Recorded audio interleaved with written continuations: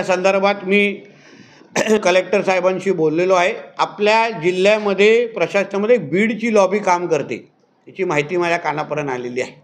तर त्या संदर्भात मी कलेक्टरांना सांगितले की मला त्याच्याबद्दल माहिती तुम्ही माझ्या पुढच्या दौऱ्यात द्या।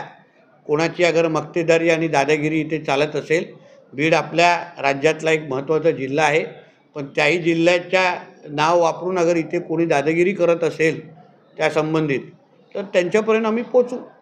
आम्ही मॅनेज न होणाऱ्यापैकी लोक आहोत आणि आम्हाला विकत घेतील अशी कोणामध्ये क्षमता नाही, म्हणून माझ्या जिल्ह्याची कोणी बदनामी होणार नाही एवढी काळजी कोण घेऊन या काही गोष्टी करत। जसं मी तुम्हाला नियमामध्ये काम करा, आम्हाला काही आम्ही तुम्हाला मदतच करू। प्रत्येक खात्यामध्ये नियमाला धरून जो जो विषय असेल त्याला प्रोत्साहन दिलं जाईल। नियमबाह्य कोणी इथे काम करत असेल तर त्याला प्रोत्साहन करणाऱ्या अधिकाऱ्याला पण घरी पाठवण्याची भूमिका आमच्या सरकारची असेल।